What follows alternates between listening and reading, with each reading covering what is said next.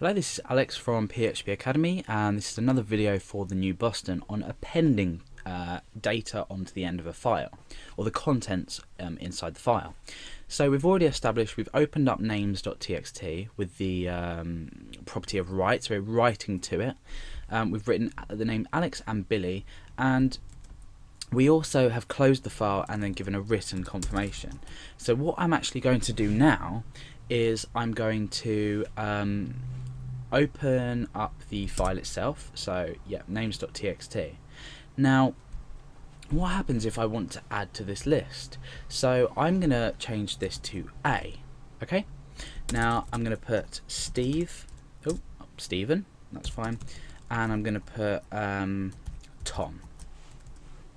So what I've done now is I've written I've already written a name. In fact, let's just get rid of that. I've already written names to this file. If we go back and have a look, refresh it, Alex and Billy.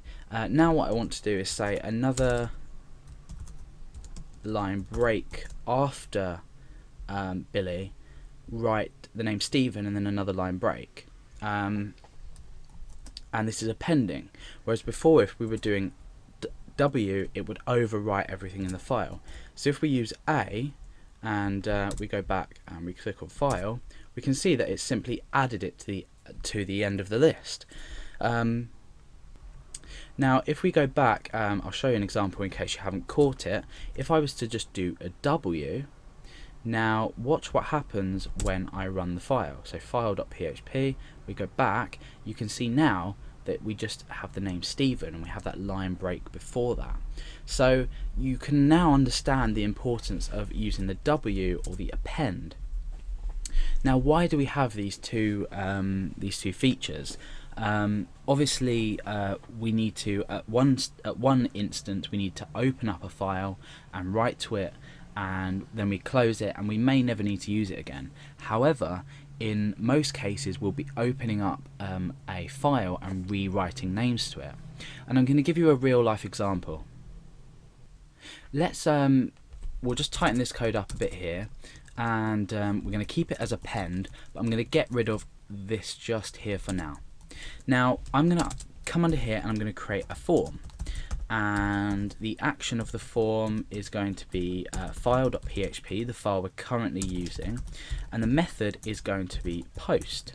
Now what I'm going to do is end the form, and I'm going to specify a form field for the user to enter a name. So name, and then input type equals text, name equals name. I'm going to break down a couple more lines, and input type equals submit, and the value of that is submit. So this is what we're displaying to the user. Okay, so let's just comment out this code for now and preview our form, and we can see what it looks like. Oh no, that's names.txt, file.php. Okay, so this is what it looks like. Let's just get rid of names.txt.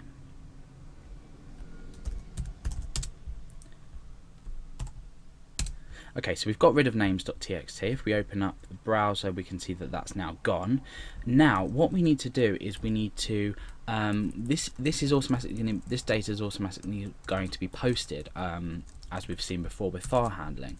So what we need to do is, before we create this, in fact we'll get rid of that altogether. What we want to do is we want to perform a check to see if this variable is set.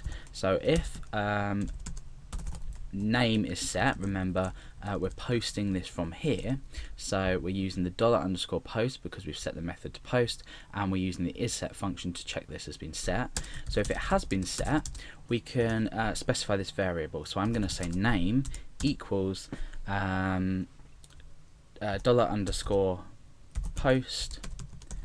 name. Okay, now what we want to do is we want to say if not empty name else, and in here we can just do an error message, please type a name. Okay, so in here what we want to do now is, if the user has entered a name, we're all okay, so we can just test the functionality of this now. Click on file.php. So I'm going to type in a name, Alex. Click submit. So that's okay. If we don't type anything in, it prompts us to type a name. So this is all very well and good, but now we're inside here, what do we want to do? We want to open up a handle and we want to open names.txt. And we want to open up this to append. Now what we want to do is fwrite, and we want to write to handle. So what data do we want to write to this? We want to write name. Now we want to append on a line break, so a full backslash and n. So all the functionality of this program is we're asking the user to enter names, and every time they click submit and they submit a new name, it's going to write it to a new line in this file. So this is a real life example of where you can store data for your user input. Now we're going to say fclose, the all important fclose, and we're going to say handle inside that. So now let's check if it works. At the moment, if we go back to our file handling directory, we've got no names.txt. But once we type a name in and click submit, we haven't given a confirmation message, but all we can do is we can go back to here. You can see that a names.txt file exists, and we've got Alex in there. So let's go back again and type a new name in, click submit. Okay, and let's type in Stephen while we're here, and we can type Tom while we're here as well. So submit. So now if we go back to file handling directory and look in our names.txt, we can see that this has appended each name that we've processed through the form. That's appended that onto the end the end of the content of this file. So that's about it for appending.